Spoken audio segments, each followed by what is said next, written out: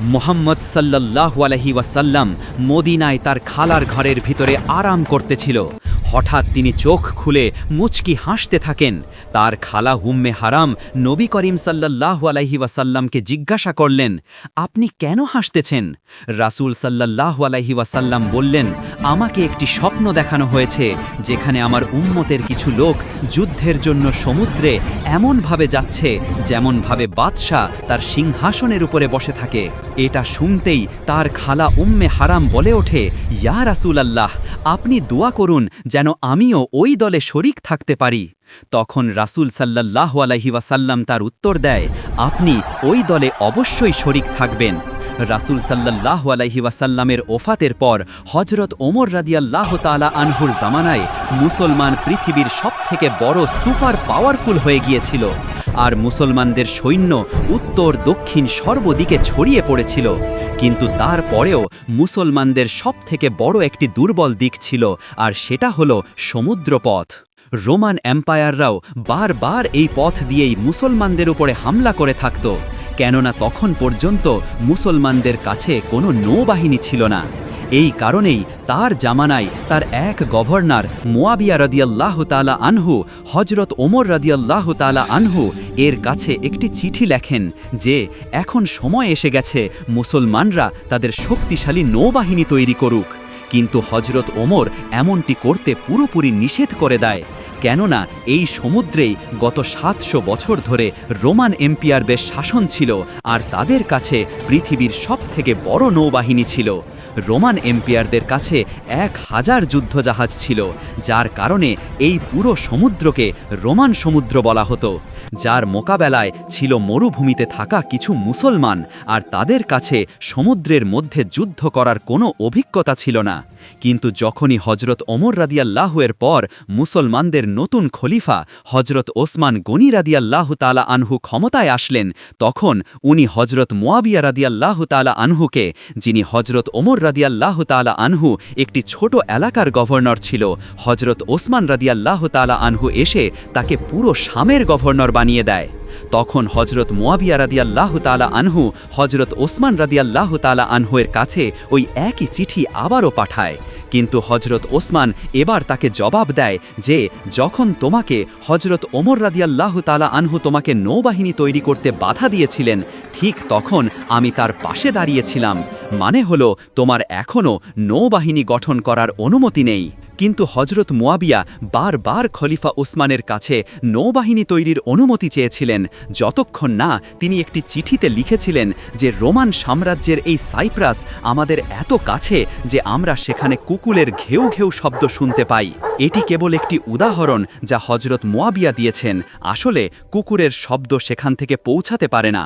অবশেষে হযরত মুয়াবিয়ার বারবার অনুরোধের পর হযরত ওসমান তাকে সাইপ্রাসের ওপর আক্রমণ করার অনুমতি দেন। কিন্তু হযরত ওসমান বলেন যে তুমি একটা শর্তে মাইন তৈরি করতে পারো, যদি তুমি সত্যি মনে করো যে নৌকায় যুদ্ধ করা এত সহজ, তাহলে তোমরা সব সেনাপ্রধান তাদের স্ত্রীকে নিয়ে যাবা। মুয়াবিয়া রাদিয়াল্লাহু তাআলা আনহু খলিফা উসমানের এই শর্ত মেনে নিয়েছিলেন এবং ইসলামের প্রথম নৌবাহিনী নির্মাণের নির্দেশ দিয়েছিলেন। এখানে সমস্যা ছিল যে মুসলমানরা কেউই বড় বড় যুদ্ধজাহাজ তৈরি করতে জানত না। তাহলে কিভাবে মুসলমানরা এই যুদ্ধজাহাজ বানিয়েছিল? আসলে মুসলমানরা এই সমস্ত অঞ্চল জয় করার আগে এখানে রোমান সাম্রাজ্যের রাজত্ব ছিল। রোমান এম্পায়াররা তাদের নিজেদের নৌবাহিনীর যুদ্ধজাহাজ তৈরির জন্য ফিলিস্তিন এবং মিশরে বিশাল বিশাল 2 কারখানা তৈরি করেছিলেন, যেখানে রোমান সাম্রাজ্যের নৌবাহিনীর জন্য বিশাল জাহাজ তৈরি করা হতো, যেগুলিকে বলা হতো ড্রোমন। আর এগুলো এত বড় নৌকা ছিল যে এগুলো একসাথে ৩০০ জন যোদ্ধা বহন করতে পারত। কিন্তু যখন মুসলিমরা রোমান সাম্রাজ্যের কাছ থেকে এই সমস্ত এলাকা জয় করে নেয়, এই 2টি কারখানা ছিল নৌকা তৈরির জন্য মুসলিমদের অফিস, যা প্রথমে মুসলমানদের কোনো কাজে আসেনি, কিন্তু খলিফা উসমানের নির্দেশে এই কারখানাগুলো দ্বিতীয়বার খোলা হলো।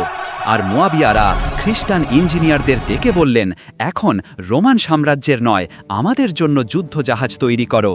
এভাবেই ইসলামের প্রথম নৌবাহিনী প্রস্তুত হতে শুরু করে।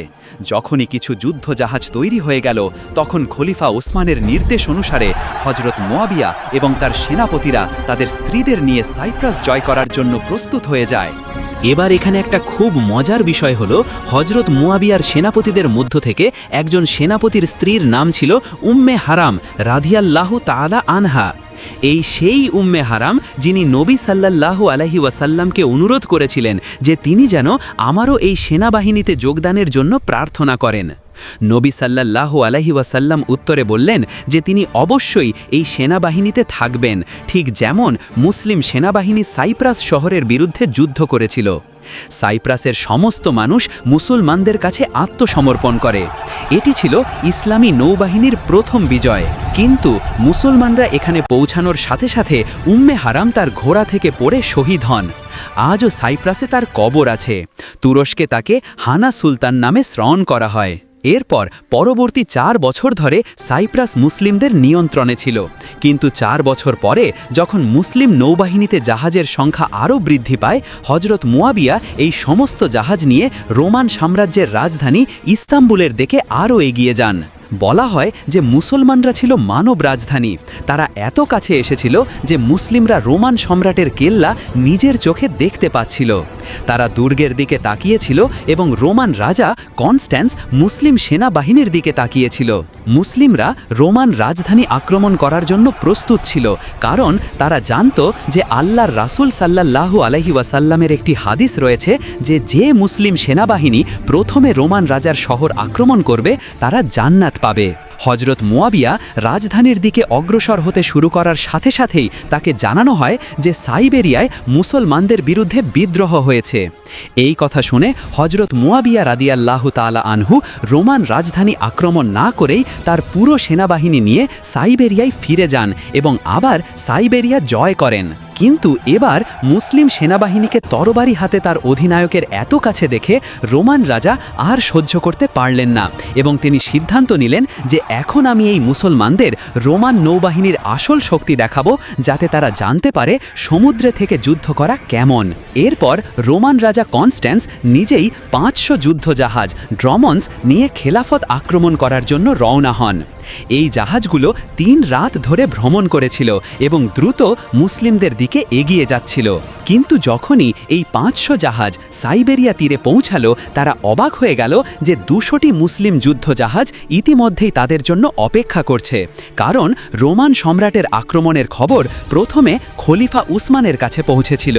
তিনি তৎক্ষণাৎ সিরিয়ার গভর্নর মুয়াবিয়া এবং মিশরের গভর্নর আবদুল্লাহকে নির্দেশ দিলেন যে তারা যেন তাদের পুরো নৌবহ নিয়ে রোমান সম্রাটকে থামাতে রওনা হয়।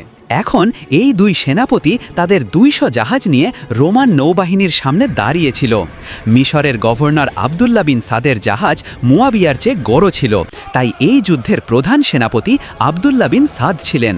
যখনই মুসলিম এবং রোমানের জাহাজ একে অপরের মুখোমুখি হয়, সাথে সাথেই এখানে একটা বড় সমস্যা দেখা দেয়। সমুদ্রের বাতাস মুসলিম জাহাজের বিপরীতে প্রবাহিত হচ্ছিল এবং মুসলিম জাহাজগুলিকে পিছনে ঠেলে দিচ্ছিল। এর অর্থ হলো যুদ্ধ শুরু হলে রোমান জাহাজগুলি দ্রুত মুসলিম জাহাজগুলিতে ধাক্কা খেতে পারত এবং এই বাতাসের কারণে মুসলমানরা কিছুই করতে পারত না। এটা দেখে মুসলিম সেনাপতি সমস্ত জাহাজের নোঙ্গর নামিয়ে দেওয়ার নির্দেশ দেন এবং নৌকাগুলো নোঙ্গর নামিয়ে দেন। মুসলিমদের তাদের নিজ নিজ স্থানে থামাতে বলা হয়। এরপর মুসলিম সেনাপতি রোমান সম্রাটের কাছে বার্তা পাঠান যে আমি যা বলছি তা সমুদ্রে যুদ্ধ করার চেয়ে ভালো, আসুন আমরা কিছু সুন্দর বড় ভূমিতে যুদ্ধ করি। এই কথা শুনে রোমান সম্রাট মুসলমানদের দিকে হাসতে শুরু করেন এবং সে তার পুরো সেনাবাহিনীকে জিজ্ঞাসা করেন আমাদের কি করা উচিত। পুরো রোমান সেনাবাহিনী স্লোগান দিতে থাকে যে স্থলে মুসলমানদের সাথে কেউ প্রতিযোগিতা করতে পারে না, কিন্তু সমুদ্রে কেবল রোমানরাই সমুদ্র শাসন করে। এটা দেখে রোমান সম্রাট মুসলমানদের উত্তর দেন যে যুদ্ধ শুধু সমুদ্রের মধ্যে হবে। এখন যখন রোমানরা মুসলিম সেনাবাহিনীর দিকে হাসছিল তখন মুসলিম সেনাপতি সমস্ত নোঙ্গর তুলে দেওয়ার নির্দেশ দেন। মুসলিমরা নোঙ্গর তোলার সাথে সাথেই হঠাৎ করেই সমুদ্রে বাতাসের দিক বদলে গেল এবং মুসলমানরা স্লোগান দিতে শুরু করল। একই সাথে মুসলিম নৌকার সমস্ত পাল খুলে দেওয়া হলো এবং 200টি মুসলিম যুদ্ধজাহাজ পূর্ণ গতিতে রোমানদের দিকে এগিয়ে যেতে শুরু করল। এভাবেই বাতাসের দিক হঠাৎ বদলে গেল। রোমান সাম্রাজ্যের সম্রাট আতঙ্কিত হতে শুরু করলেন এবং তার মনে পড়ল যে কয়েকদিন আগে তিনি একটি স্বপ্ন দেখেছিলেন এবং যখন তিনি তার ভৃত্যদের কাছে তার স্বপ্নটি বর্ণনা করেছিলেন তখন তিনি তার রাজাকে বললেন, আমার রাজা, আমি চাই আপনি সেই রাতে ঘুমিয়ে এই স্বপ্নটি না দেখুন, কারণ এই স্বপ্নের অর্থ কেবল একটিই হতে পারে, পরাজয়। মুসলিম নৌকাগুলো দ্রুত রোমানদের দিকে এগিয়ে যাচ্ছিল, আর যখনই এই জাহাজগুলো একে অপরের মুখোমুখি হলো তখন শুরু হলো চরম এক যুদ্ধ। না, তখনকার সময়ে এমন ছিল না। বারুদে চালিত এই কামানটি কোনো অলৌকিক ঘটনা ছিল না এবং মানুষ বর্শি এবং তরবারি দিয়ে নৌকায়ও যুদ্ধ করত। তাই মুসলিমরা রোমানদের কাছে পৌঁছানোর সাথে সাথেই মুসলিমরা তাদের সমস্ত নৌকা শক্ত করে বেঁধে ফেলেছিল, যার ফলে মুসলিমদের সুবিধা হয়েছিল যে মুসলিমদের পুরো নৌকা সম্পূর্ণ স্থিতিশীল ছিল এবং মুসলিমদের তীরগুলি তাদের লক্ষ্যবস্তুতে সঠিক আঘাত করছিল এবং রোমান নৌকাগুলির ঝাঁকুনির কারণে তারা প্রত্যেক লক্ষ্য মিস করছিল। এটি এতটাই বিপজ্জনক যুদ্ধ ছিল যে এটিকে এখনও সমুদ্রের যুদ্ধ বলা হয়, কারণ এটি ছিল সেই সময়ে বিশ্বের সবচেয়ে বড় সমুদ্র যুদ্ধ। এই দুই নৌবাহিনীর সংঘর্ষের সাথে সাথে মুসলিমরা তাদের নৌকাগুলিকে রোমানদের নৌকার সাথে বেঁধে দেয়, যা সমুদ্রের মাঝখানে একটি বিশাল যুদ্ধক্ষেত্রে পরিণত করে। এখন যখন এখানে একটি বিশাল বিপজ্জনক যুদ্ধ চলছিল তখন হঠাৎ আকাশে মেঘ গর্জন শুরু করে এবং সমুদ্রে একটি বিশাল ঝড় শুরু হয়। কিন্তু এই যুদ্ধ এই ভয়াবহ ঝড়ের সাথে চলতে থাকে। এখন মুসলিমরা এই যুদ্ধে জয়লাভ করছিল, কিন্তু হঠাৎ রোমানরা তাদের সমস্ত শক্তি দিয়ে সরাসরি মুসলিম সেনাপতি আবদুল্লাহ বিনের ওপর আক্রমণ করে। তারা সাদকে আক্রমণ করে তার নৌকাটি তাদের নৌকার সাথে বেঁধে তাকে যুদ্ধ থেকে দূরে সরিয়ে নিয়ে যায়, যাতে তাদের সেনাপতির মৃত্যু দেখে মুসলিমদের মনোবল ভেঙে যায়। এমনকি মুসলিমরাও আহত হয়, কিন্তু শেষ পর্যন্ত একজন মুসলিম নিজের জীবনের রিস্ক নিয়ে দুটি নৌকার মাঝখানের রশি কেটে মুসলিম সেনাপতির জীবন রক্ষা করে, কিন্তু সে নিজেই সমুদ্রে পড়ে শহীদ হয়ে যায়। এটা দেখে মুসলমানদের উৎসাহ আরও বেড়ে গেল এবং তারা এতটাই প্রচণ্ড আক্রমণ করল যে একে একে 500টি রোমান জাহাজ ডুবতে শুরু করল এবং রোমান রাজাও বুঝতে পারলেন যে এখন আর কিছুই করা যাবে না। বলা হয় যে তিনি তার রাজার মুকুট খুলে একজন সাধারণ সৈনিকের পোশাক পরেছিলেন এবং কোনোভাবে নিজের জীবন রক্ষা করে সেখান থেকে পালিয়ে এসেছিলেন। এইভাবে খলিফা উসমানের রাজত্বকালে মুসলিমরা সমুদ্রের ইয়ারমুখ জয় করে। এখন রোমান সাম্রাজ্যের কোমর সম্পূর্ণ ভেঙে গেছে এবং তাদের রাজাও আহত হয়েছে, কিন্তু তবুও হজরত উসমান খুব ভালো করেই জানতেন যে রোমান রাজধানী জয় করা অসম্ভব। এরপর খলিফা উসমান একটি নতুন বিশাল পরিকল্পনা করতে শুরু করেন এবং তিনি তার সময়ের গভর্নরের কাছে একটি চিঠি এবং একটি মানচিত্র পাঠান, যেখানে হজরত উসমান ইসলামের ভবিষ্যৎ পরিকল্পনা ব্যাখ্যা করে বলেছিলেন যে প্রথমে মুসলমানদের স্পেন, তারপর ফ্রান্স, তারপর ইতালি, তারপর গ্রিস ইত্যাদি জয় করা উচিত। সমগ্র ইউরোপ জয় করার পর মুসলমানরা অবশ্যই রোমান রাজধানী আক্রমণ করবে, কিন্তু তা ঘটেনি, বরং আজ পর্যন্ত খলিফা উসমানের এই পরিকল্পনা বাস্তবায়িত হতে পারেনি, কারণ হজরত উসমান এই পরিকল্পনা করার সাথে সাথেই খলিফা উসমান রাদিয়াল্লাহু তাআলা আনহু একদল মুসলমানের হাতে শহীদ হয়েছিলেন, কিন্তু শহীদ হওয়ার আগে খলিফা উসমান বিশ্বের সমুদ্র শাসনকারী 700 বছরের পুরনো রোমান নৌবাহিনীকে সম্পূর্ণ ধ্বংস করেছিলেন। Subscribe!